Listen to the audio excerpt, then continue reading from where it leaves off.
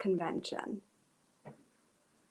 Hello, welcome to Day 3 of the American Constitution Society's National Convention. My name is Saraswati Singh. I am co-president of the ACS Minneapolis-St. Paul Lawyers Chapter. Back in I was president of the University of Minnesota Law School chapter. That was about 8 years ago. I can't believe it's been that long. I've stayed involved with ACS because it's a place where we can talk about how the law and its implementation actually affects our communities, how it affects someone that looks like me, how it can be used to work for all of us. Now, I'm going to address the elephant in the room. I live in Minneapolis. We are in pain. George Floyd was killed by a Minneapolis police officer while other officers looked on. George was dehumanized. It was unconscionable. It took our blinders off, showing us that racial injustice is embedded into the very fabric of our society. And we want no more of it. In times like these, we need a leader we can trust and someone who understands racial inequality. At the request of George Floyd's family, the governor, and our communities, Minnesota Attorney General Keith Ellison has now taken over the prosecution of all 4 officers. It will be no easy task, but Keith Ellison has the skills to navigate these consequential cases. Currently, as Attorney General, he's the chief lawyer for the whole state of Minnesota. He pursues cases that help Minnesotans live with dignity, safety, and respect. His guiding values are generosity and inclusion.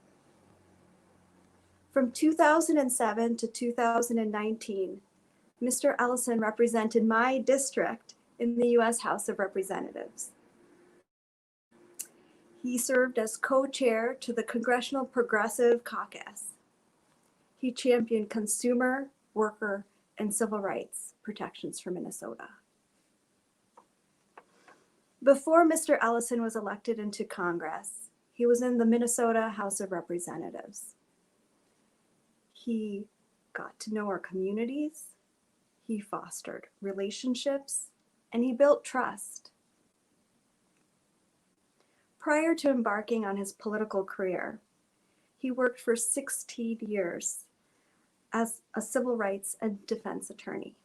This includes 5 years as executive director of the Legal Rights Center.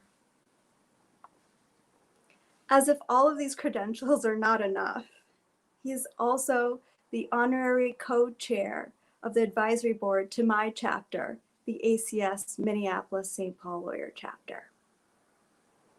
Now, as you might imagine, Mr. Ellison's schedule is very much in flux right now. He kindly pre-recorded the following remarks. Please join me in welcoming Minnesota Attorney General Keith Ellison.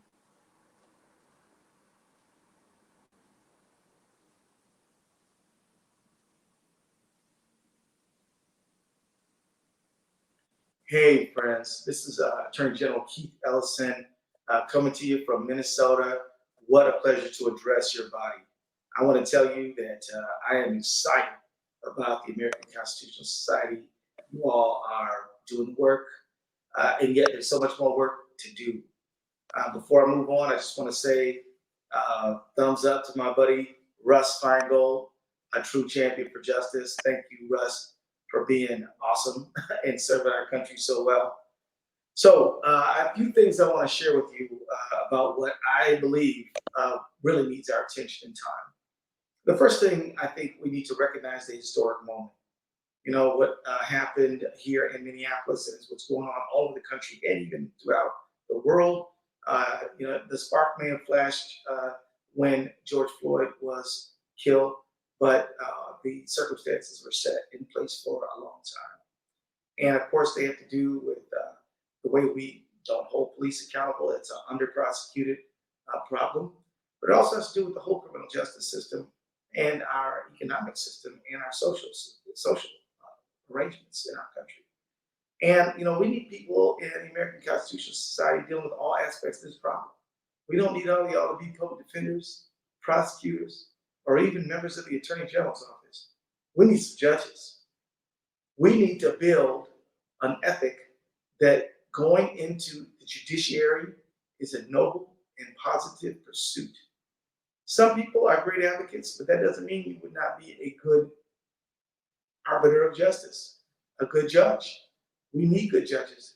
And when you look at the current composition of the Supreme Court, I don't think much more needs to be said.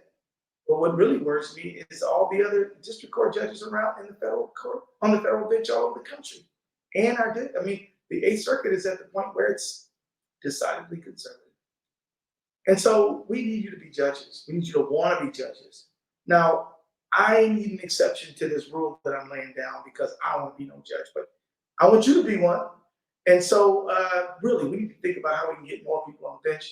That means we need you to be part of judicial selection committees that some governors set up around the country. We need you to be part of that. We need you to run. We need you to be part of the judicial selection process. We need you to help recruit and find people who would be great judges. Couldn't be more important. Let me tell you, I don't think there's too many members of the current U.S. Supreme Court who did not have some kind of judicial experience before that. So understand that the district courts, the state Supreme Courts, they're all feeders for the U.S. Supreme Court. And so this is a critical thing, and we need you to be a part of it. I'm sure you're already on it. Let me also move on to our economy. Now, by talking about our economy, we have this false dichotomy. Is it racial justice or is it the economy? Is it race or class? Which one is it? Well, it's obviously both. Ask anybody about racism who's experienced it, and they will tell you most of it, not all of it, most of it blows through the economy. If I'm trying to rent an apartment, that's an economic transaction. If I'm told I can't live in this building because I'm Black, or if that's the true reason that people won't really disclose until I sue them, then that's an economic deprivation manifesting in a racial format. Or what about my wages? I'm paid less than my wages. And everybody at this meatpacking plant happens to be Black or brown. They happen to be either from East Africa or African American, or from Latin America, or from Asia. I mean, you know, or look at, you know, your McDonald's workers who were striking a few years ago for 15 in a union. I mean, some of them were white, many of them were people of color. So often, racism operates through the economy. Very important to keep this in mind and understand that when you deprive African Americans of the opportunity for economic prosperity, what you're really doing is depriving it of whites too. Because if you pay the Black folks and the brown folks nothing, you can pay the white folks next to nothing. Think about this. If I say welfare queen, what does that person look like? Well, obviously it's a Black woman in Chicago or somewhere like that. But we know numerically, most people on what we call welfare are Caucasian, are white. So what they do is they make white people think that this is a Black thing and then cut off everybody. So think about that. For example, we know that COVID impacts African Americans at a higher proportion to their population, but we still know a numeric majority of people who get sick and die from COVID are white people. Don't let them racialize COVID, because it has everything to do with, are we going to get a healthcare system that meaningfully protects everyone or not? If we let them racialize it, there will be a substantial number of Americans who will say, I don't care about improving the healthcare system. It's just going to help some lazy Black people. Well, they're really going to be relegating themselves to poor health. You know, there's a great book called Dying of Whiteness, and I recommend this book. And this author investigates a comparison between Kentucky and Tennessee. In Kentucky, the governor said, we're going to have Connect, K-Y-N, Connect. And that was the Affordable Care Act program in Kentucky. And they expanded Medicaid. In Tennessee, they didn't. And yet you had low-income, poor Tennesseans not fighting for Medicaid expansion because they didn't want to help some no-account Black welfare moocher because they work hard for their money. Anyway, bottom line is people got sick and people died. White people got sick and died because they didn't expand Medicaid because of some racialized rationale. And now we know that the comparisons in health statistics between Kentucky and Tennessee are quite divergent, all because of the Affordable Care Act, and Tennesseans are suffering because of racism. And let's just say, that we've got to fight for racial justice, because though it hurts people of color most acutely, it really hurts all people. It ultimately ends up hurting all people. And so let's get about that. I would say that stepping out of your role as legal advocate and just being a member of a community who is a lawyer, what does it mean if you are the person at your church, your mosque, your synagogue, your temple, who's leading the racial healing and solidarity committee that reaches out to a local community, mosque or synagogue or church, to just get people together to do some kind of a social service project to sort of build those bonds of human solidarity? You don't have to be doing law to be a leader in your community as a lawyer. And I hope you all will keep that in mind as well. Let me wrap up by saying we are right at an inflection point where if the lawyers and legal workers of the American Constitutional Society are willing to dig in and be part of this reform movement, we can make real change. Right now, the city of Minneapolis is being sued by the State Department of Human Rights for systemic racial bias in policing. It's taking a 10-year look and looking at pattern and practice. Yes, the Minnesota Attorney General Office very well may be right in the middle of that too. But you don't have to be working at the AG's office or working as a city attorney or whatever. You can go to your city, whether it's you live in Orlando or whether you live in Tallahassee or whether you live in Fremont, California, or Norman, Oklahoma, or wherever you may be from. You can say, hey, let's get a police community relations council together to really explore how we can do better. And don't soft pedal it. Say we want to talk about neck restraints. We want to talk about use of force policy. We want to talk about discipline and rooting out bad police officers who are abusive and have all kinds of complaints but never seem to catch any discipline, much less get fired. You can be the spearhead of that leadership, and we need you to do it. Right now, the protesters have raised the banner of change. They've said, we've got to have change. We've absolutely got to have change. And protesters are great at doing that. They can shake the vine and have the grapes fall down. Who's going to pick those grapes up and start making jam? That's you. American Constitutional Society, you were made for this moment. Right? See you later. First, Saraswati, I want to thank you for your remarks at the beginning. All of us on this upcoming panel were deeply impressed with the power of your words from Minnesota, and we greatly appreciate General Ellison's remarks. Keith and I have been friends and allies for many, many years, but we all know that now he has terribly important matters to attend to in Minnesota, and all of us at ACS wish him success in his pursuit of justice. We need to stand ready to assist him and all the people that are working with him in any way we can. Thank you for joining us today for another session at our American Constitution Society 2020 Virtual Convention. I'm Russ Feingold, President of the ACS, and before I introduce the speakers for today's panel, which I will be moderating, I want to encourage you to download and use our new convention app, which lists details on all of this week's sessions and speakers, and gives you the opportunity to engage with the speakers and each other through the app's networking features. You should have received an email with instructions for downloading this app prior to today's session. And I also want to mention that you can receive CLE credit for attending today's session. We'll be providing a form and password at the close of this session, so please stay tuned to learn more about that. We, of course, encourage our viewers to be active participants during this panel.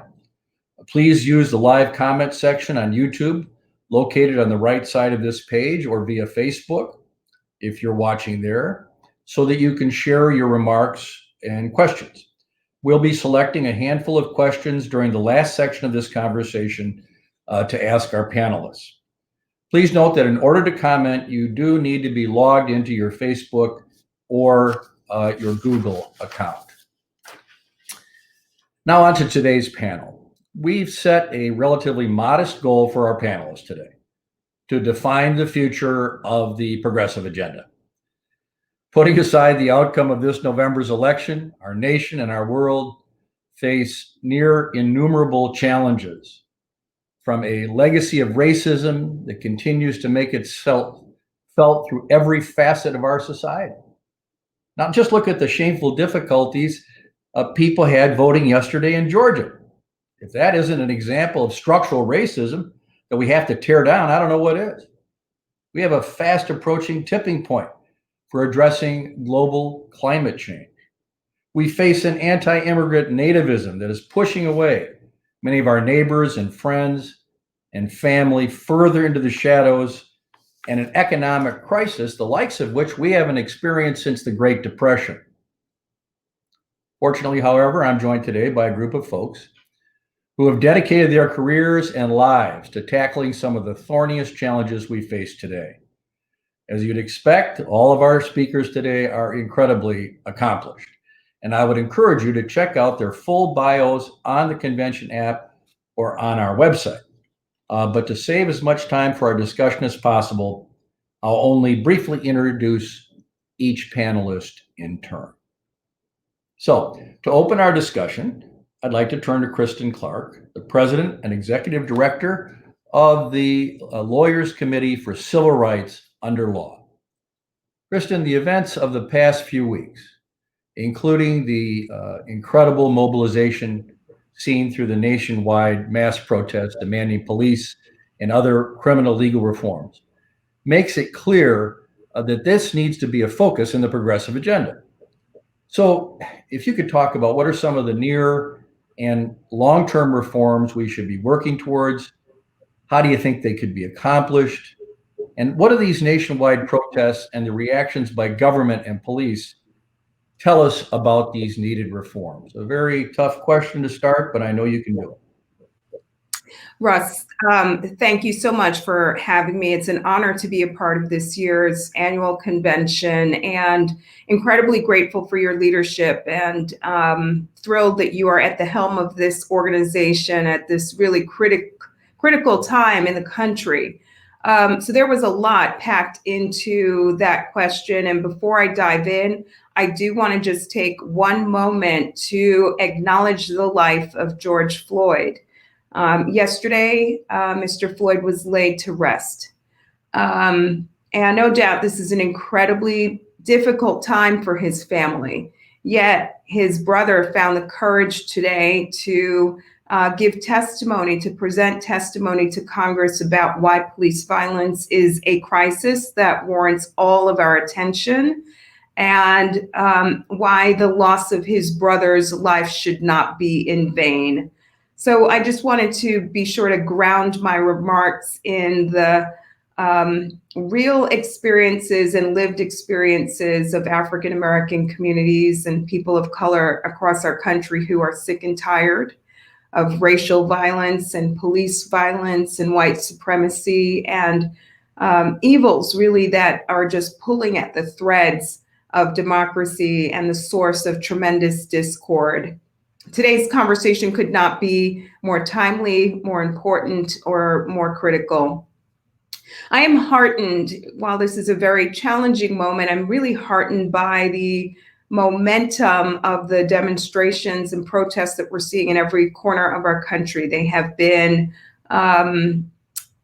very focused and very intentional in their purpose. These protests are about lifting up the crisis of police violence and saying enough is enough. What do we do to confront this crisis and put in place a resolution once and for all?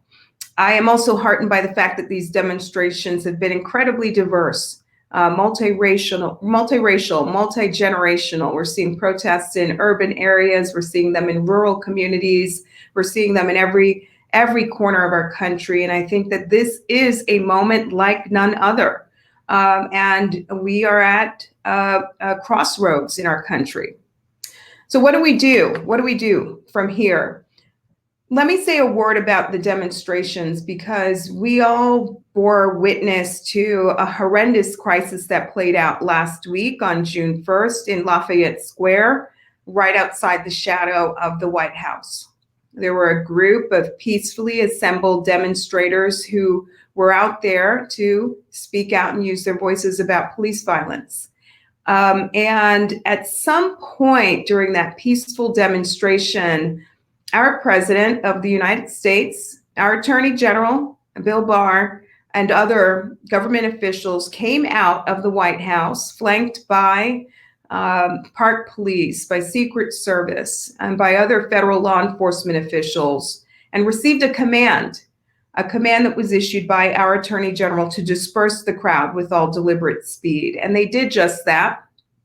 They came in riot gear with shields and batons. They fired rubber bullets on the crowd. They used pepper spray. They struck people. It was a horrendous scene that played out literally on federal land in Lafayette Square Park. There have been horrendous images that we've seen at these protests. There's something different, though, when the state-sanctioned violence is literally violence being carried out at the highest levels of our government.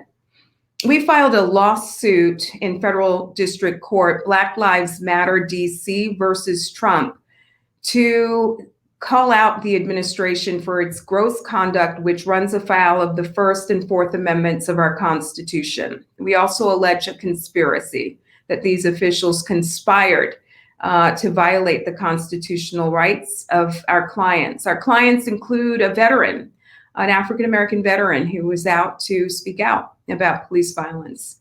Our clients include a 9-year-old kid and his stepmom who were out to talk about police violence that day. Our clients include a woman who had been routinely going out to protest, but is afraid to go out because of the violence that she experienced.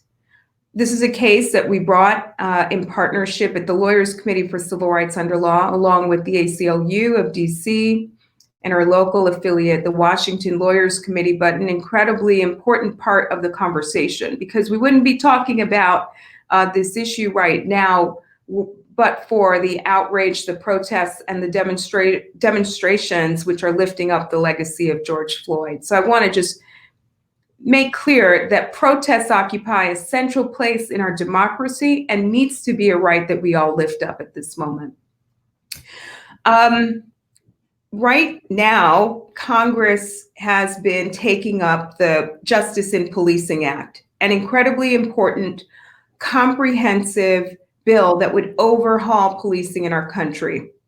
And for many of us who care deeply about these issues, we know that these issues are not new. None of the solutions that are in this bill are unfamiliar, but we have them all together, a comprehensive A to Z package that can literally lay out a roadmap for reforming the way that policing is carried out in our country.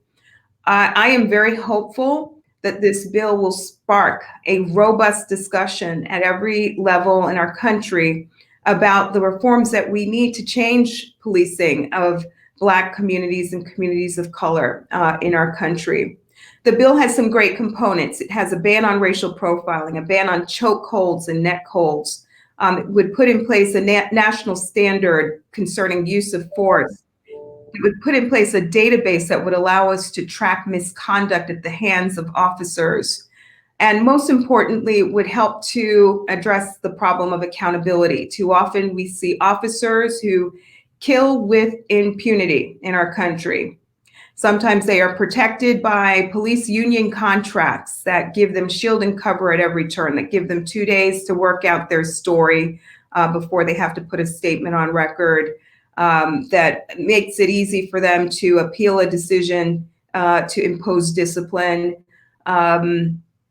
The accountability provisions of this bill are incredibly important because it may actually move us to a place where we actually start to see prosecutions of cops who kill. 18 U.S.C. 242, an incredibly important federal statute used by the Justice Department to prosecute cops. And the bill moving through Congress would change the standard in that bill from a willfulness standard to a knowingly used force to violate someone's rights standard, which would make the burden easier on prosecutors who want to hold officers to account. It would also end qualified immunity for cops and corrections officials. An incredibly important bill. All of it warrants our attention and close examination. And as Congress does its work, I'm hopeful that it provides a roadmap for communities that are interested in rolling up their sleeves and working to transform the way policing is carried out at the local level. There is a word I want to say about voting, but I'll stop there, Russ. But voting is the most powerful form of protest in our democracy. And Georgia yesterday was a disaster, but hopefully we have time to talk about that later in the program. Christopher, we will, and we absolutely have to get back to voting. Remember, I'm in Wisconsin, so we are very concerned about voting as well. And thank you for helping us to start to understand the possibility of what this legislation could possibly look like. We're very lucky to have an expert like you. Thank you. Now I'd like to bring Sabeel Rahman, the president of Demos and the associate professor of law at Brooklyn Law School, into the discussion. Sabeel, as we contend with this generation-defining pandemic, the resulting economic collapse, mass protests in response to violence against Black and brown people, and the weakening of the institutions that actually support liberal democracy, what do you think we can do to protect and strengthen our democracy? Is there anything less than transformational change required at this time? Thank you, Sabeel. Great. Thank you so much, Russ and Christian and Saraswati and the panelists. It's a real honor to be in this conversation, especially in this moment where so much is on the line for our democracy. And I want to pick up where your question left off, Russ, and say I think that in this moment, our ambition really has to be more than just reform, more than just tinkering around the edges. We should be aspiring to a vision of liberation, particularly focusing on Black and brown communities, the dismantling of those systemic forms of extraction, exclusion, of systemic violence by the state, but also by non-state actors and by the economy even on our communities. And that's a vision that is going to involve all of us in this fight. And it's a particular thing for those of us in ACS to think about the role of law. And I want to, in my academic world, I teach constitutional law, so I can't resist just referencing for a moment the Cruikshank case from 1876.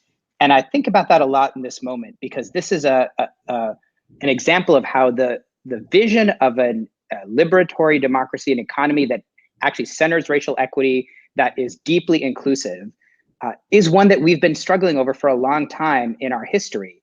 And it's also one that it's not just about getting the right policies, it's really a battle over power. So if you think about what happened after the Civil War, there was an attempt to transform the Constitution, to start to put in place the first wave of civil rights legislation, of efforts to transform the economy, efforts to secure voting rights for Black Americans. And the response was a wave of paramilitary violence sanctioned by the US Supreme Court, which then enabled the rise of Jim Crow. And I have that on my mind a lot in this moment, because it's really a challenge for us as lawyers doing this work at this moment in time. That our challenge is to have a clear-eyed view about how the law actually helps further entrench and institutionalize forms of racial subjugation, forms of economic inequality, attacks on our democracy, but then to think about what are the new legal institutions we need to create in its place. And so I want to flesh that out a little bit in these last few minutes. The first point I would offer is that we should take a close look at how the many hidden ways that the law recreates and sustains these systems of racial inequity and of structural violence and inequality. So Russ, you mentioned what's happening in Georgia, and you did as well, Kristen, right? When we have nominally free and fair elections, but systems of voter suppression where people can't even, there aren't even enough voting machines to pull a ballot in the middle of a pandemic, that's a form of systemic voter suppression that makes voting rights functionally not real, especially for Black and brown voters. When we see how in our economy we have lots of companies now, putting statements about Black Lives Matter, and yet Amazon and many companies are still demanding the predominantly Black and brown essential workers showing up to work with no benefits and no support in the middle of a pandemic, putting their lives at risk. And so there are these deeper systems of inequality that keep perpetuating themselves. And those are the kinds of things that I think we as progressives and then as lawyers need to be focusing our eye on in dismantling those systems and building some different policies in their place. So I want to list just a couple of areas where I think we need to look ahead. I know we don't have a whole lot of time left. First, we should be thinking about how the law concentrates forms of economic power and concentrates the or perpetuates the continuation of white supremacy in our democracy and our economy. And so when we have debates about things like ideas like abolition or defunding the police or breaking up concentrations of corporate power, these are ways of dismantling those systems that keep in place the power of wealthier and whiter communities in our non-democracy. The second area I would push us to think about is how do we create an economy that really is inclusive and universal in how we provide those basic public goods that everyone needs to thrive, right? We're in the middle of a pandemic, but a big reason why we don't have the kind of healthcare that everybody needs is precisely because of the way race is weaponized to then drive the defunding and dismantling and privatization of critical public goods. The third thing we need to think about is what are those new enforcement mechanisms that we need to build? This is a bit wonkier, but this is ACS, that we need to build to actually enforce and demand equity and inclusion for the long run, right? In 64 and 65, we passed the Civil Rights Act and the Voting Rights Act. And it took many years before those acts have been more recently dismantled by the conservative judiciary and attacks from the Senate. We need to be thinking in this moment about what are those new transformative enforcement regimes and statutes that we should be creating in this moment in 2020 to ensure our commitment to equity and inclusion. And then the last set of front lines that I would point to is that we need to think really differently about how we institutionalize democracy itself. A big part of that is combating voter suppression and actually having an electoral system that works for Black and brown communities in particular, what Kristen was talking about a moment ago, and you've been doing such great work there. But we also need to think about how the law is hoarding political power in other ways, right? We have, when we look at cities imposing curfews as an attempt to criminalize protest, when we look at the proliferation of right to work legislation in the states as a way of breaking the political power of organized labor. And then when we look at the ways in which so many Black and brown communities in particular actually don't have a lot of say in those decisions around whether it's public safety or zoning or the governance of the water utility, those governance decisions that actually matter most to communities, those need to be democratized as well. The last thing I'll say by way of closing is just a word about the role of lawyers and law in this moment. I think for a lot of folks, especially if you're in law school and a student in law school, there's a natural tendency to talk about the law in really neutral terms, right? That we're talking about the rule, we're often talking about the rule of law, about good governance, about the neutrality of fair process. But we're not in a moment where neutrality actually gets us very far.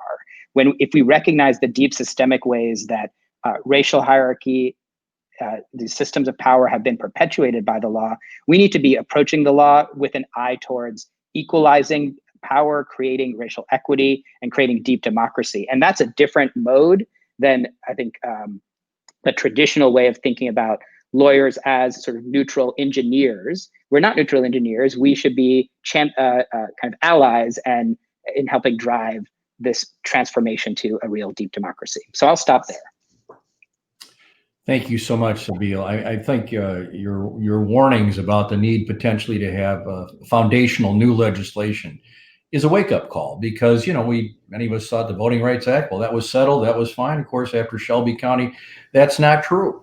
Even if the elections change things at the federal level, you pointed out what can happen at the state level. And your innovative look at the law itself, I think, is a very important moment in this conversation. So thank you. And next, I'd like us to hear from Ria Tabako-Mar, the director of the ACLU's Women's Rights Project. Ria, much as the Black Lives Matter movement has challenged our nation to more honestly contend with racial violence and inequality, the Me Too movement, which was started by a Black woman, Tarana Burke, demands a reckoning with our tolerance for violence against women, including harassment, sexual assault, intimate partner violence, and other forms of violence.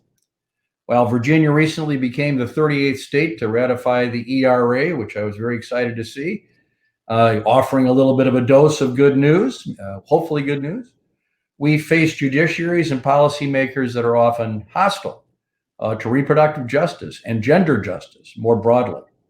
Additionally, the pandemic has not only revealed our existing inequalities, it has exacerbated them. So what does that teach us about existing policy gaps and ways to address them? How do we radically reimagine fairness and safety in a way that includes all women? Well, thank you so much, Russ, for those questions and that framing. There's a lot to unpack, and I want to kind of start at this current moment where we are in the pandemic, because as you put it, the pandemic really has not only revealed but exacerbated deeply existing structural inequalities, and many of those along the lines of what Sabeel touched on. But for women, and for women of color in particular, we have been squeezed at every end in a way that has really laid bare the need for structural responses to these structural problems. We saw early on, right at the start of the pandemic, right off the bat, women made up the majority of people who were furloughed or who were laid off from their jobs. So 60% of those filing unemployment claims right off of the bat were women. At the same time, we also saw women more likely to be working in jobs that were deemed essential. So 1 in 3 jobs held by women deemed essential, and even a higher proportion when you look at women of color who often work in caregiving positions, in nursing homes, as domestic workers, which of course have continued to require them to leave the relative safety of their homes and to go out into the world in order to do their jobs. Even for those women who are going to work in essential roles, we are still paid significantly less than men for the same work. So the wage gap continues even in these essential roles. Women who work as grocery store cashiers earn 65 cents on the dollar for every man's work. And we see those similar disparities exist not only at the low end of the wage scale, but even women physicians, similar disparities compared to male physicians who are also going to work. And then you have the women who are in the middle, who are fortunate enough to work in professional white-collar jobs where they're able to do work from home and they're continue to be employed. And for those women too, we see carrying a disproportionate load of the emotional work, the domestic work, the childcare, and the education of their children, which is forcing them now, as the economy begins to reopen without any plan for childcare, to step back, often because they're already in a lower paid role than their male partners. And so it makes rational sense for each family unit to decide to prioritize the higher income earner. And of course, each of those individual decisions are framed in this moment as choices. We saw a viral article from the Washington Post Lilly section recently that ran with the headline, "I had to choose to be a mom."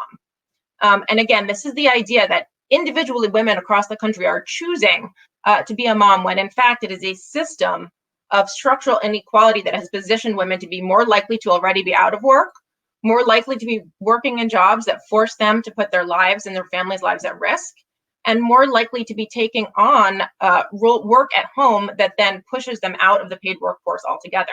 For women who are mothers in this moment, I think we are going to see lifetime earnings depressed by this moment. It's a generation of women whose careers have been set back as we see employers begin to reopen with no acknowledgement that schools remain closed, day camp remains closed, and there is no plan for how we are going to have parents re-enter the workforce.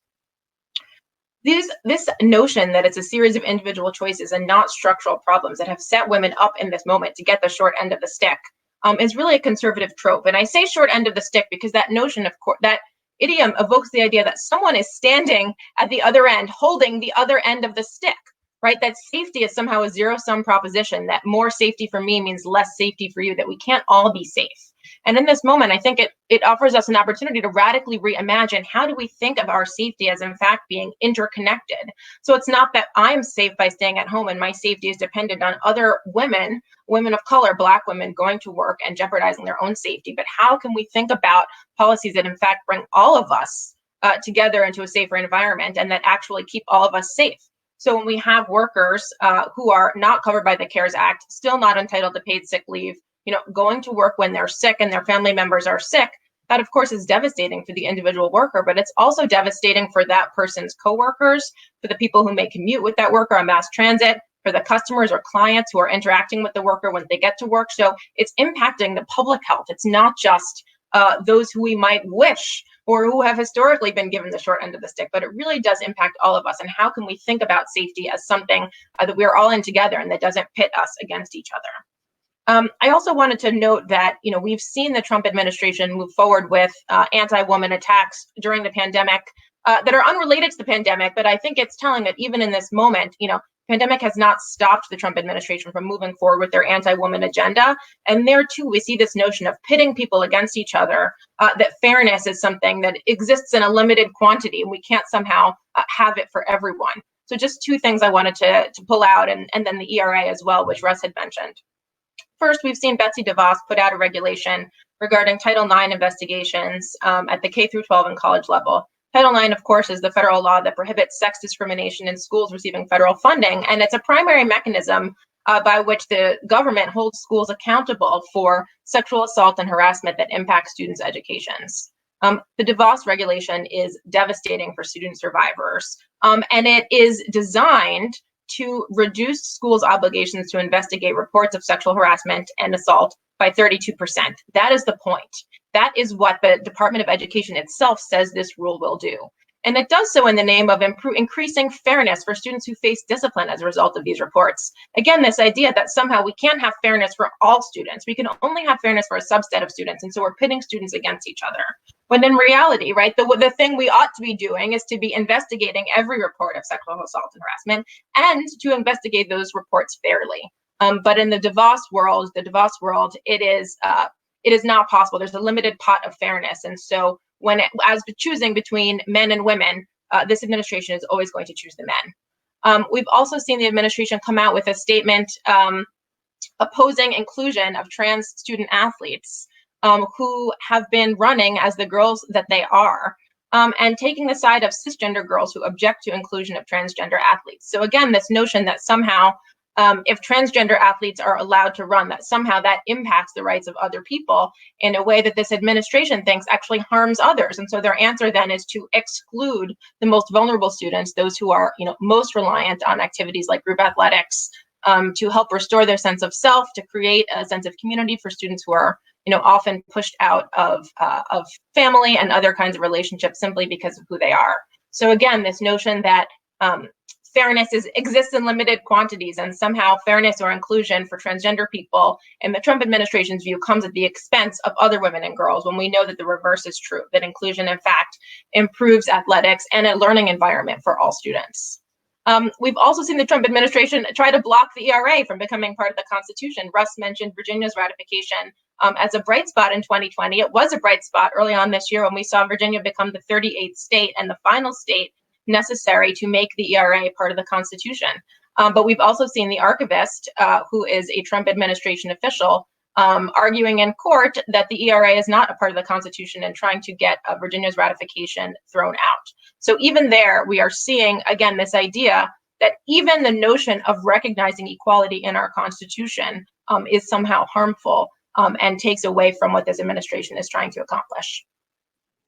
Thank you, Ria. I really appreciate all of your comments, but your comments about the ERA, this is going to be a real battle, and ACS and all of us are trying to alert people to this great opportunity that is there as long as we can take care of the litigation that's coming. But I mean, you really helped this panel realize the challenge here, which is, people think, well, a whole nother subject is come to take over other issues such as Me Too and other issues. It doesn't have to be that way. And you've helped outline that very, very well. In fact, now I'm going to turn to Ann Carlson because she brings a whole nother incredibly critical area of progressive public policy to the table. She's the Shirley Shapiro Professor of Environmental Law and faculty co-director of the Emmett Institute on Climate Change and the Environment at UCLA School of Law. And she'll help answer for us what is probably almost undoubtedly the greatest existential question of our time. What can we do about global climate change and the issue of the enormous loss of biodiversity on the planet? And not to add already to your full plate in answering the question, Ann, but how do we ensure as we work on those issues that the marginalized communities that we have been speaking about so far today aren't somehow left out of those solutions? Thanks, Ann. Great, thank you, Russ. I have 5 minutes to answer those questions, which could take me days, I think, but I'll give it my best.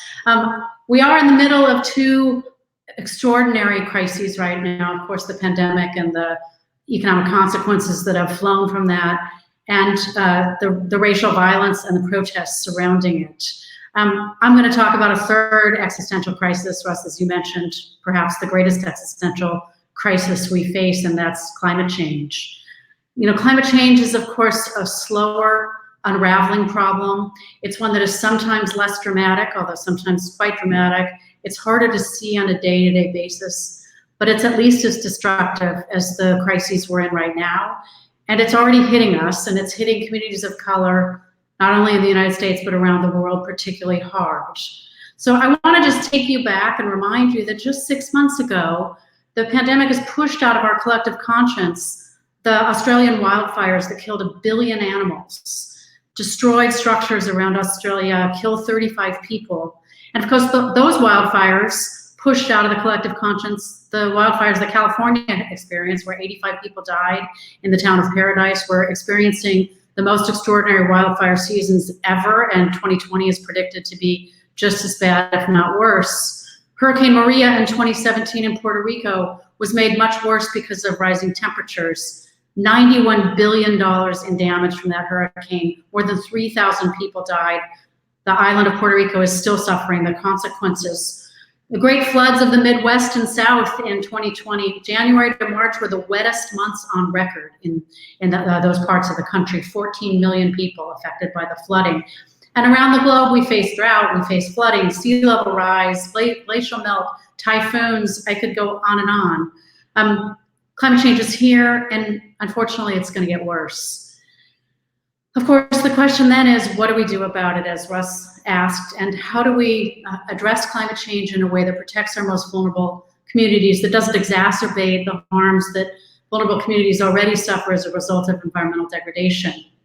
So I'm going to focus on a simple message. It's not the only message. There are many details to be hashed out. But my message is this: we need to think big. We need to think boldly. We need to be ambitious. I think the Green New Deal has it exactly right in setting unbelievably ambitious goals, focusing us immediately on getting to 100% clean energy, investing in infrastructure, investing in energy efficiency, and so forth. It's not only that we have no choice. That's not the only reason to set ambitious goals. It's also because we have historical examples that show us that when we strive and we shoot for the stars, sometimes we hit the stars, sometimes we at least get to the moon. And I want to just draw our attention to one of those, and that is the Clean Air Act of 1970. In 1970, it's hard to remember just how terrible the skies of urban cities were around the country, and particularly in my own hometown of Los Angeles, where 2/3 of the year we were advised to stay indoors because the air was so toxic and so polluted. People died regularly of respiratory illness, cancer, had asthma attacks, you name it. It was a regular part of living here. It's not done yet, but it's so much better than it used to be.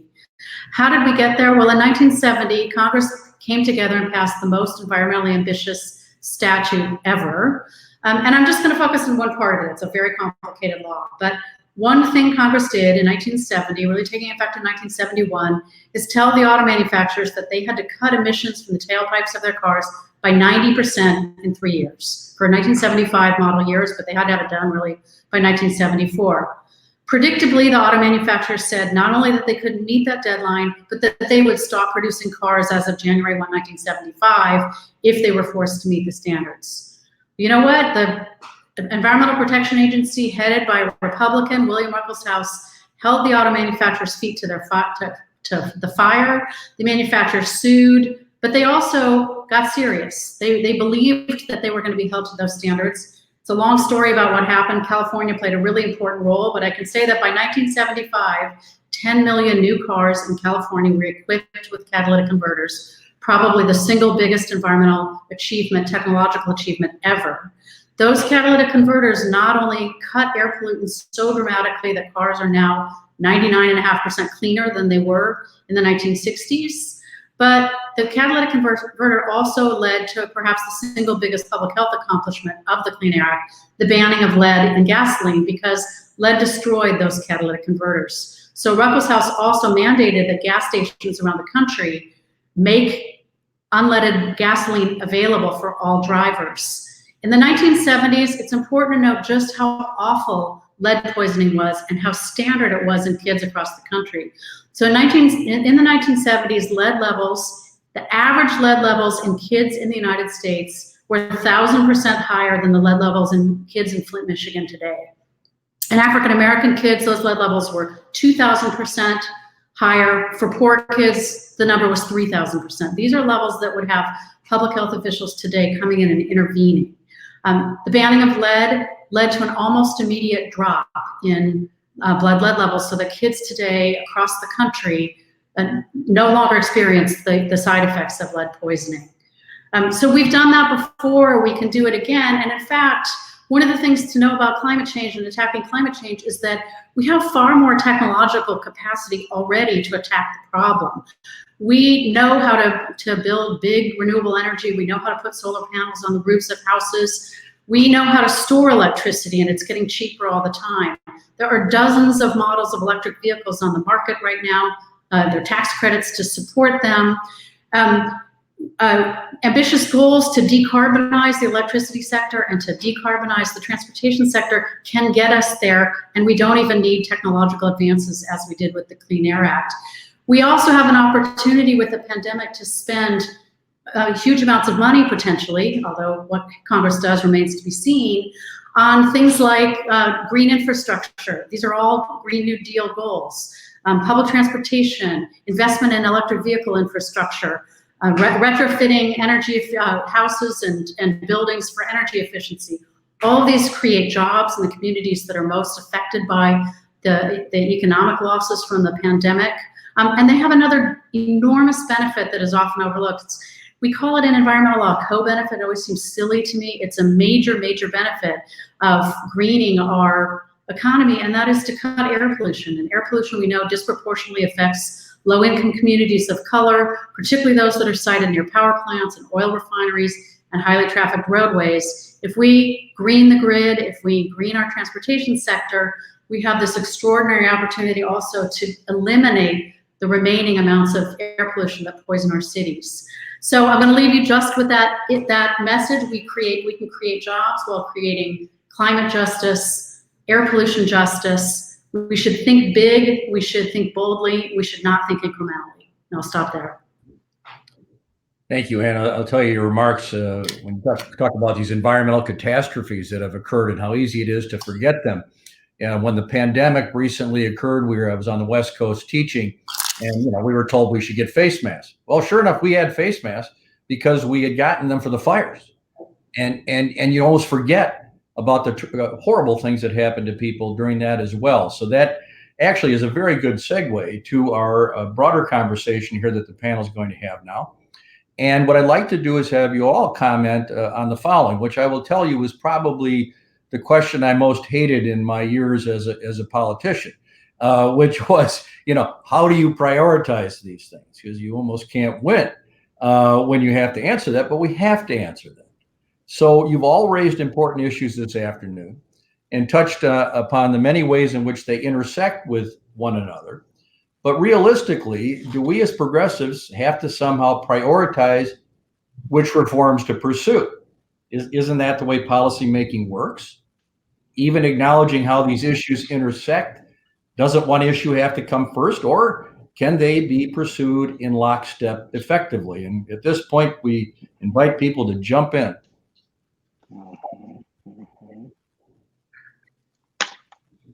I'm sure I've got a taker on this. Well, I'll lead off, Russ, because I think your question actually follows in a way from my remarks, which is this idea. I actually challenge the notion that we can't do it all at once. I think we can do an awful lot when we put our minds to it. And we saw that in some ways with the rapid coronavirus relief bills. Now, were they perfect? No. Did they do everything that we would have wanted them to do? Absolutely not. In fact, I think I highlighted many of the gaps, including the workers left out of the paid sick leave protections. But they did show that when we put our minds to things, we can do an awful lot really quickly, and we can find the money to support what our values really are. I think if we tackle things like paid sick leave, if we tackle things like fairness for pregnant workers, if we tackle things like paid family leave, in a way that actually promotes equitable, families using that leave in an equitable way and sharing it across their household members, we will see real structural change. And I think it will lift all boats. So this notion that we have to put one group of workers ahead of another or one constituent above another, I think I'd like to really challenge that. I want to build on what Ria just shared, if I may. And I really agree with Ria that there's the moment demands so much. And I think we're so used to thinking in terms of artificial constraints on, how much is it going to cost? What needs to move first? What needs to move second? And I think this is a moment where we actually need to think bigger than that. But the other thing I would offer, and that this may well be a dodge to your question, Russ, but the other thing I would offer too is that, especially if we think, and you might hear our little person in the background here, but especially if we think that this is when we think about the kind of power relationships that lie behind the inequities that we're under, Ria, in your comments, you were great about sort of pointing to that there's always someone actually who is pushing for the perpetuation of these inequities that we're in. To me, what that says is it's not about so much what issues go first as it is about how we do the policy, right? It's one thing to get the right policy answer, should the minimum wage be $15 or $20? But it's another thing to think about, like, how are we actually changing the disparity of power in our society to make us more democratic? So we can up the minimum wage, yes, but we also need to be talking about breaking concentrations of corporate power and increasing the ability of workers, especially Black and brown workers, to organize. And that's changing the ability of communities on the ground to then demand more change in the next election and in the one after that, right? So it's not about just getting the technical policies right. It's also about, are our policies actually shifting the balance of power towards a more democratic society? Other comments? I think this is so important because what happens is if those who oppose progressive change see that by dividing and conquering, making sure that people don't feel like, well, you're either going to work on the climate issue or you're going to work on workers' rights during a pandemic, or you're going to work on voting rights, that creating those kinds of conflicts is a way in which we end up weaker. So I was inspired by Ria's idea that we can do this. The other comments on this? So I'll jump in here. So I think we do have to start with one issue, and I think Kristen mentioned this, and I want to just reiterate it, and is we have to vote. Voting is the most effective form of protest right now. None of this is going to happen if we continue to have politicians in office who, for example, don't even acknowledge the existence of problems that we're working on, like climate change.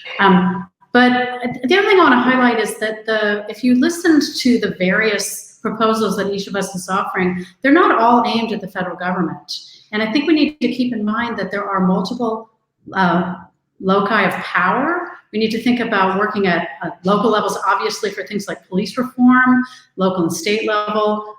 Some of the most important climate change initiatives have been coming out of states. It's not to say that Congress isn't extraordinarily important, but it does give us an opportunity to be working in multiple ways on multiple power centers on multiple issues. So I think I am going to challenge the idea that these issues are somehow mutually exclusive.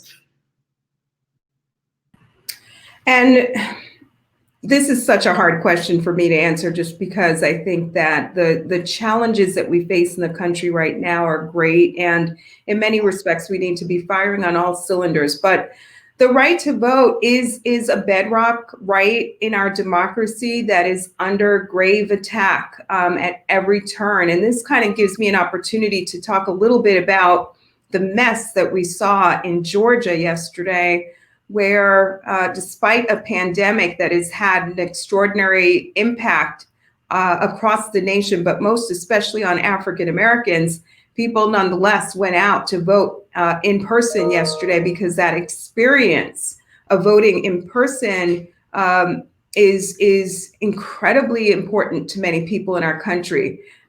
From the moment that the polls opened in Georgia, it was just a fiasco. People showed up to polling sites where there were no machines, where there were poll worker shortages, where officials didn't know how to operate new machines that were put in place in 2020 by the state.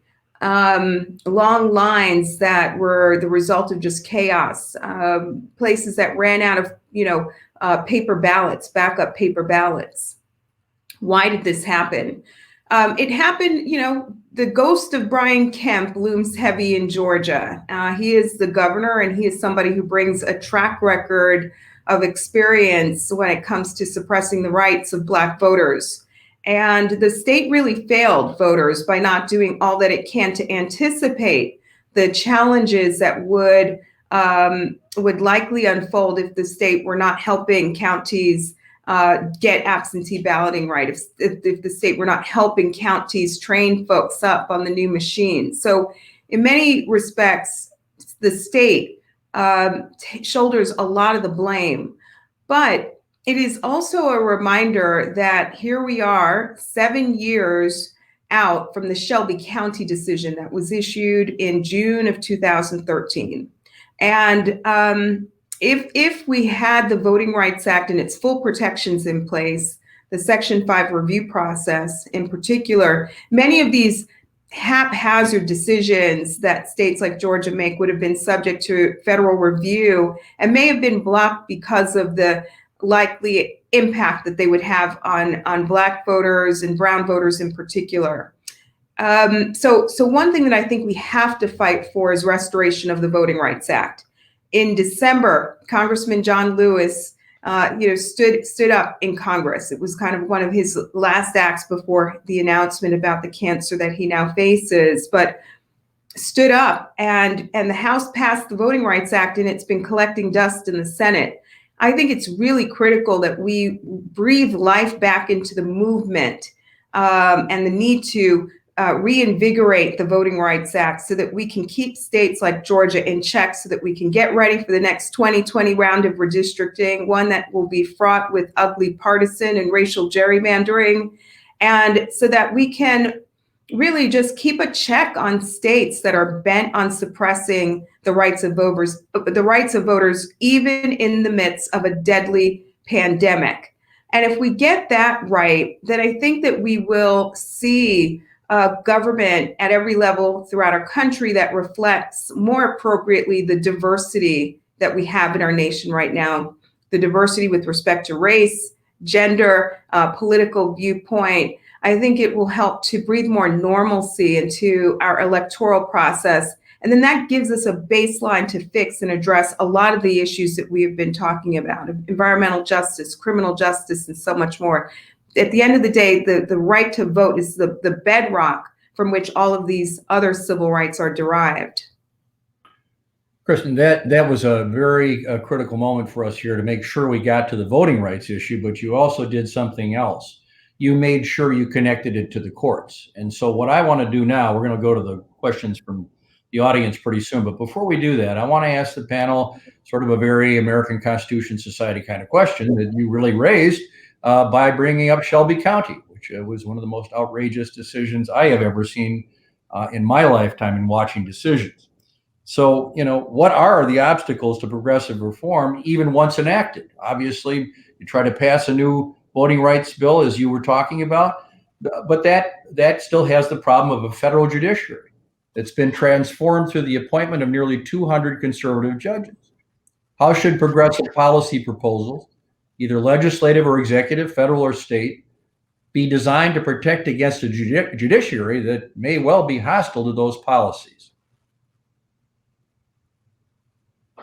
So I'm happy to start just on the environmental front. We do face a huge battle in the courts, and unfortunately the biggest battle we face, I think, is with the United States Supreme Court on environmental policy.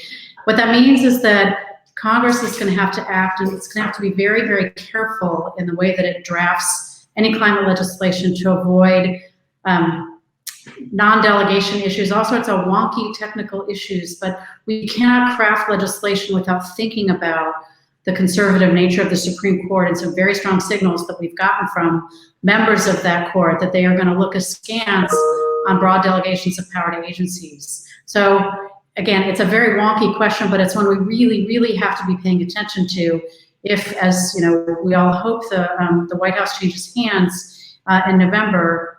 It also means, I think, that Congress really has to act if we're going to do bold things on climate change. I think President Obama's climate policy was almost entirely located in the executive branch because Congress didn't and wouldn't act. And I'm not sure that those policies can withstand judicial challenge in the Supreme Court. We don't know yet, but I have to say I'm pretty pessimistic.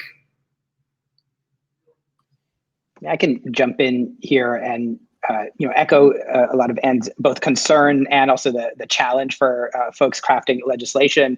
I think there's a broader question here too about how our democracy operates going forward when we have a judiciary, not just the federal judiciary, but also at the state level, packed with people who are explicit about their disapproval of basic commitments to racial equality.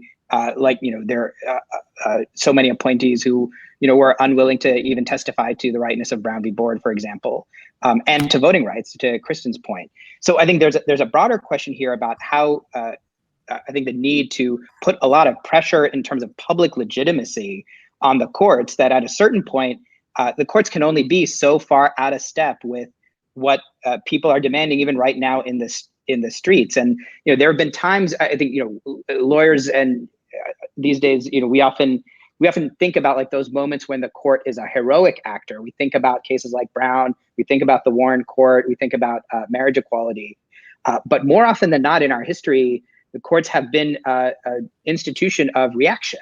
The Lochner era, the contemporary attempts at dismantling voting rights, and so I think there's like sort of the legal strategies that Ann was speaking about, and then I think there's a broader like public political question about how social movements can put pressure on the courts to take these ideas seriously and go a different route.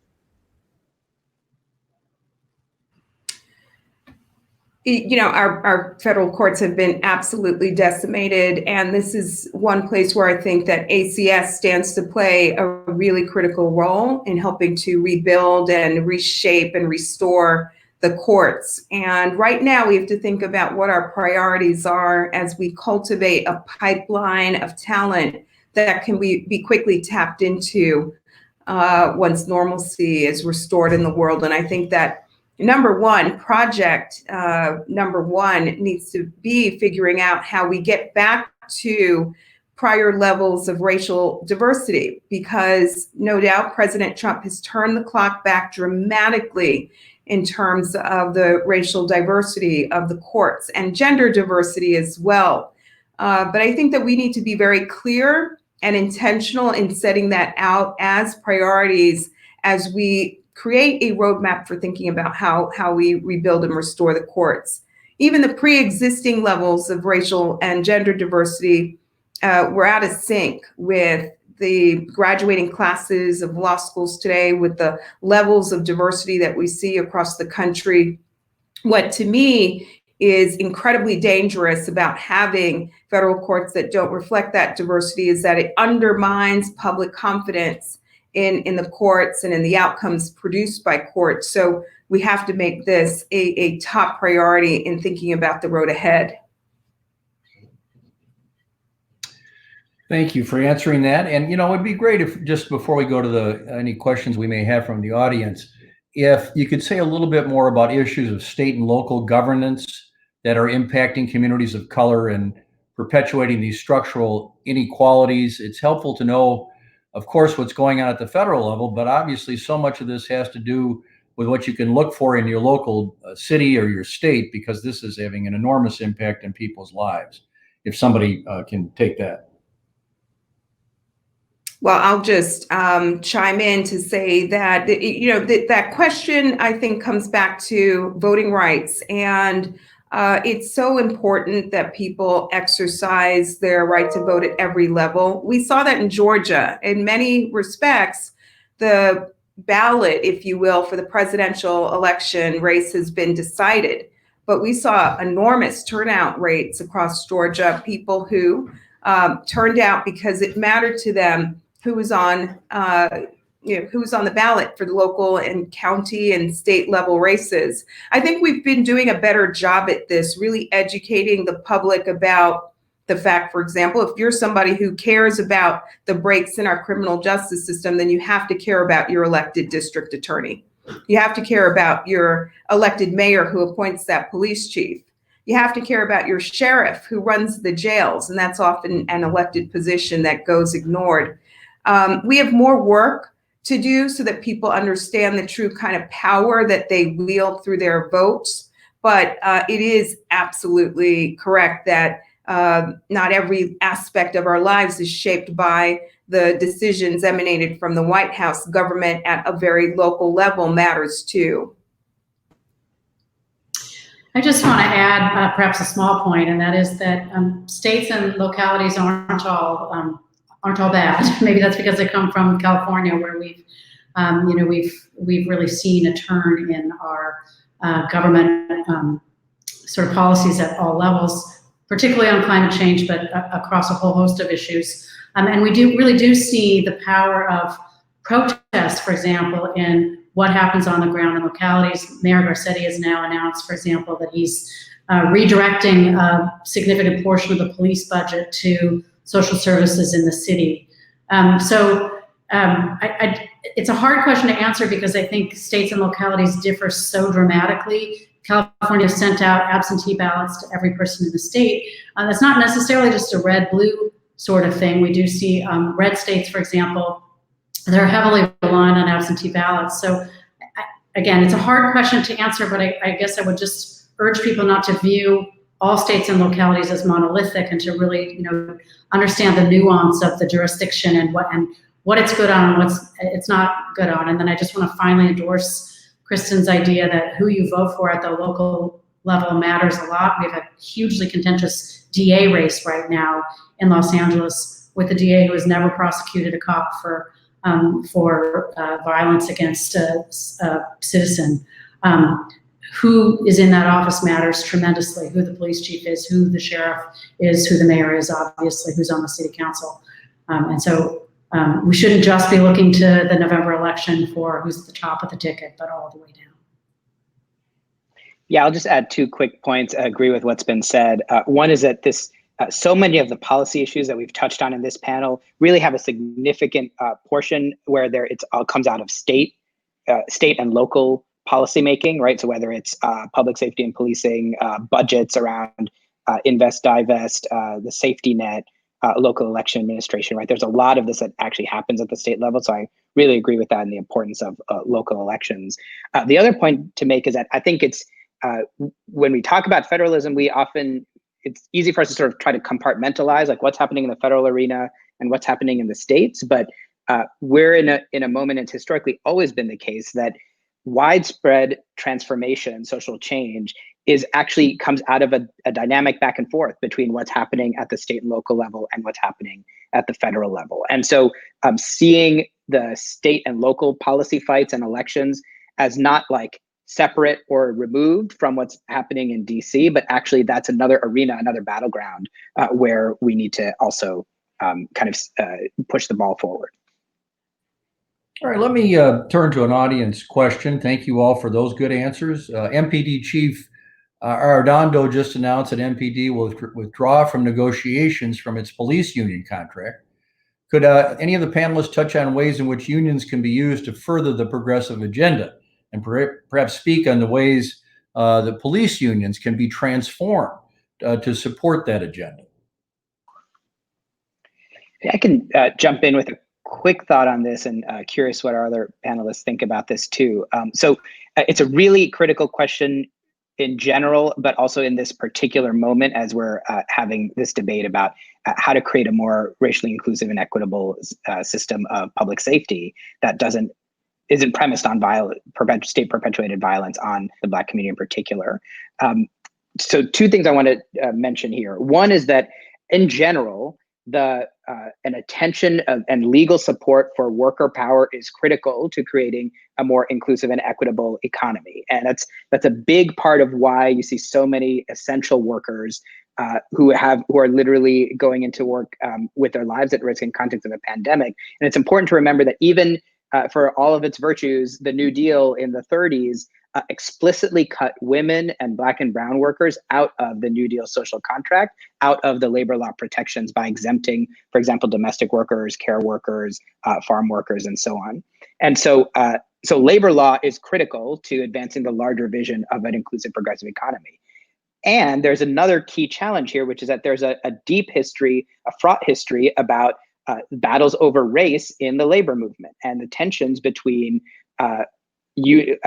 worker organizing that has been premised on a more exclusionary white supremacist view of the white worker, as opposed whose interests are seen as opposed to workers of color, versus multiracial worker organizing of the kind that we might have seen in the 30s in the CIO, and today in so many amazing kind of organizers who are driving the labor movement today. And so it's actually quite critical when we talk about then police unions.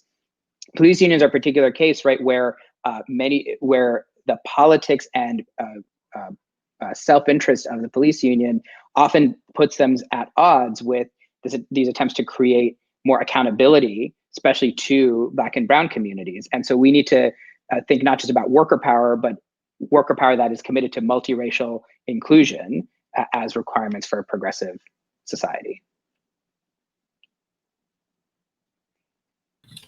And I just wanted to jump in here as well, because I think that as we talk about the reforms that we need to really transform policing in our country, thinking about the role of police unions and the restrictions sometimes imposed by collective bargaining agreements is an important part of this conversation.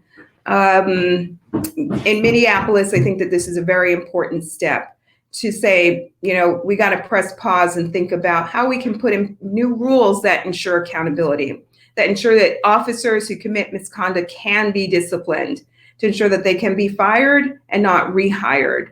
In 2012, Camden, New Jersey actually did something very similar. After years of track record of corruption and abuse, they disbanded the Camden Police Department and started from the ground up. They built a new police department that is built around the concept of officers really being about serving the community. They scrapped this warrior mentality. A few weeks ago during protests, we saw the Camden Police Department marching arm in arm with protesters. I think that this may really mark a new chapter for Minneapolis. In places like Philadelphia, about 60% of officers who get fired get rehired because of the protections that are built into police union contracts. And in Chicago, even when there is a finding of misconduct against an officer, if they're not disciplined for that misconduct, then that record gets wiped away in 1 year under union rules. So that means it becomes impossible, virtually impossible, to track officers who may have a pattern of routinely over and over again, violating somebody's civil rights. So this is an important moment for us to think about the role of police unions and whether or not they have indeed been obstacles to reform. In the work that we've done at the Lawyers Committee for Civil Rights Under Law, we have found that that has been the case. And this is an important moment to think about, wiping the slate clean and really giving police departments an opportunity to reimagine and come up with a new vision for policing in their communities. Thank you, Kristen. I wanted to just build on a point that Sabeel made, which I think is so critical, and that is that unions have themselves long been a site of exclusion, and Sabeel talked about the history of racial exclusion. I want to be really clear that unions have also been a place of gender exclusion, and that was by design. So we saw in the New Deal era, the National Labor Relations Act, for example, exempting both farm workers, labor traditionally performed by Black men initially who had been slaves, and then later who were freed, but who were working as sharecroppers or in another sort of quasi-slave-like arrangement, as well as domestic workers, which of course is work that was performed by Black women, initially as slaved. Even today, that exclusion has not been corrected. So domestic workers still do not have the right to organize under the NLRA. That is a direct line from chattel slavery to today. On the ACLU Women's Rights docket today, we have cases involving union exclusion of women workers from the union, or penalizing workers for their pregnancies, which disadvantages them when it comes to seniority and getting sort of the plum positions that really make union membership the gold prize. So I think it's really important to, again, think about how unions themselves can perpetuate this idea of scarcity, that there's only so much good work to go around, and that in order to keep that among the privileged few, we have to exclude others. And who are those others? It is people of color, it is women, it is certainly Black women, and those are battles we are very much still fighting today. And we have another question from our audience that relates to some of the things Ria was talking about. What specific policies can be put in place to protect members of the LGBTQ plus community, in particular trans women of color? We've seen this administration roll back protections. What can be done? Great question. And I do really want to underscore what the Trump administration has done before turning to the progressive piece, because it is so shocking. I mean, this is an administration that has argued to the United States Supreme Court that it should be perfectly legal under federal law to fire someone simply because they are LGBTQ. We are still waiting for decisions from the court on those cases, which involve two ACLU clients, Don Zarda, who was fired because of his sexual orientation, and Amy Stevens, who was fired for being transgender. This does actually touch on an earlier question that Russ had asked about the judiciary, because what's interesting in that context is that here it is actually the progressive position that is the textualist position. So a traditional conservative reading of the statutory text of Title VII, which prohibits discrimination because of sex, should and does include LGBT people. So this is going to be a real test for the court to see whether they are in fact true to their textualist principles, or whether this has just become a political question where they're going to side with the administration, which has really tried to make it a political question after a majority of federal courts of appeals have held for 20 years now that discrimination against somebody because they are transgender is itself discrimination because of sex. So this is a place where I think Congress has actually already done the right thing. Congress did the right thing in 1964, and the question is going to be, whether the courts are going to interpret Congress's words as they were intended, or whether the court is instead going to roll back those protections and go along with the Trump agenda of rolling them back. When it comes to the murders of trans women of color, and particularly Black trans women, I'm so glad this question came up, because I think as we have this moment of national reckoning around the murder of George Floyd, it has been very painful for many of us on many levels. And one of the reasons it has been painful, of course, is because the murders we are not talking about, the lives who were lost that we are continuing to ignore, and the names we are not saying. We are not talking about Breonna Taylor. We are not talking about the fact that Black trans women today in this country have a life expectancy of age 35. That is largely because of premature death by violence. So what can we do? We can start by talking about these deaths. And I think we've seen the amazing power of protest when it comes to the killing of George Floyd.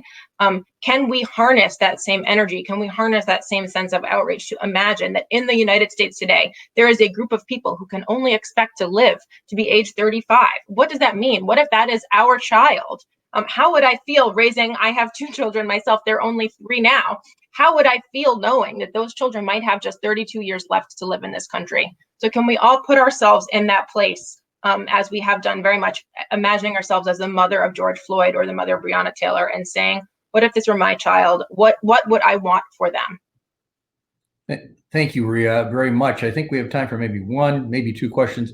But I think, Kristen, maybe you could answer this question that we received. Please address the false dichotomy of having everyone vote by mail or vote on election day. Should we not be promoting early voting stretched out over many days where permitted, instead of relying exclusively on the unlikely notion that everyone's ballot will arrive on time? Yeah, it's such a great question, because we're in the middle of a pandemic. 112,000 Americans have lost their lives, and we've hit almost 2 million confirmed cases. This will be a reality that we are contending with in the fall election cycle. I am not a proponent of 100% vote by mail, and I'll tell you why.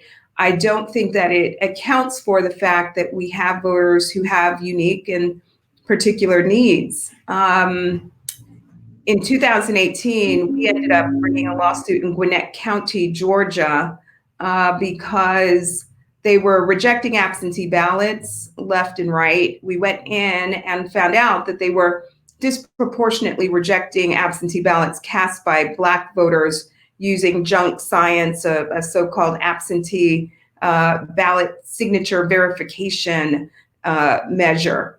We know that the absentee balloting process can be rife with discrimination. And so this is one thing that we are looking at as we work to expand access to absentee ballots. How can we do so in ways that will not prove discriminatory for Black voters and communities of color?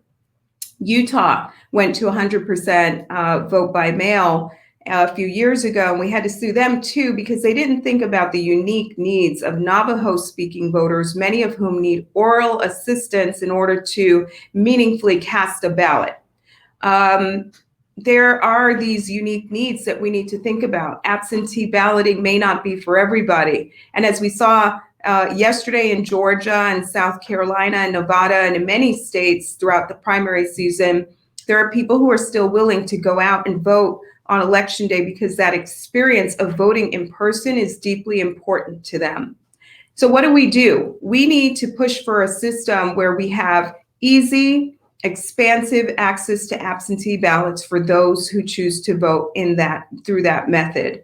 That means making it very easy, sending out the application to all registered voters automatically, giving them postage paid envelopes, having very relaxed deadlines by which people have to return their ballot. It means having expanded opportunities for early voting so that people who want to vote in person but can't go on election day because of work restrictions or childcare obligations, that there are many opportunities, an expanded window where people can go and early vote. And if we do all of that right, that means that we'll have an election day where we're not dealing with swarms of people because we've given people easy, fair, safe, and secure options to participate prior to election day. And we just have to get election day right. We have to brace for a turnout beyond our wildest imagination this November because people are deeply engaged right now and want their voice heard and want to use and wield the power of their vote. So we've got to be prepared for the turnout that we're going to see in November. That means stop consolidating polling sites. Figure out how you deal with your poll worker shortages. Communicate early to voters so there's not chaos, confusion, and information deserts about how you can participate. We run a program that ACS is a partner with us on, along with the ACLU and DEMOS, Election Protection. It's anchored by a hotline, 866-OUR-VOTE, 866-OUR-VOTE. And one thing that people can do who are watching is just get that number out to people in your community so that people who need information so that they can participate in their primary if it hasn't happened yet, or in their general election this November, can get the help they need to do so. Thank you, Kristen. You're all coming on the screen now because we're almost out of time, but you'll be shocked to hear me choose this question, which I all want you to answer very quickly. It doesn't have to be yes or no, but very fast. Is the call to overturn Citizens United still relevant to what is going on today? Yes. Yes. Thank you, Anna. The power of petrodollars is extraordinary in climate change alone. We have to do something about the insidious influence of money in politics. So yes, and there are a whole bunch of provisions in our Constitution and in our recent doctrine that perpetuate all the inequities we've talked about today. Citizens United is high on that list, but there are a bunch of others, Shelby County and others, that while we're at it, we should get those too. All right. Well, thank you, everybody. Let me just quickly say this as we close. Of course, as a public charity, ACS doesn't endorse or oppose candidates for office. Okay. Thank you. Let me ask you all to join me in thanking this terrific panel. With these leaders of the progressive community as partners, I think I can honestly say this is one of the most impressive opportunities for coalition building and action in the progressive community I've ever seen. As I mentioned, we are able to offer CLE credit for today's session. If you look in the comments, our team has posted a link for you to access a Google form. That link is also scrolling along the bottom of this video. Please visit that link and enter the password, which is my first name, Russ, R-U-S-S, all in caps. The form will be available until 9 p.m. This evening. So thank you again for joining us today, and a special thank you to those who donated to ACS during registration. To those who haven't, there's still time. Please go to acslaw.org. Your support is more important than ever. If you signed up during registration for a networking or practice group dinner tonight, please see your email for instructions to join. These dinners are now full. Either way, please join us tomorrow at 2 p.m. Eastern Time for our next panel discussion. Program details can be found using the convention app and on the ACS website. Thank you and have a good evening.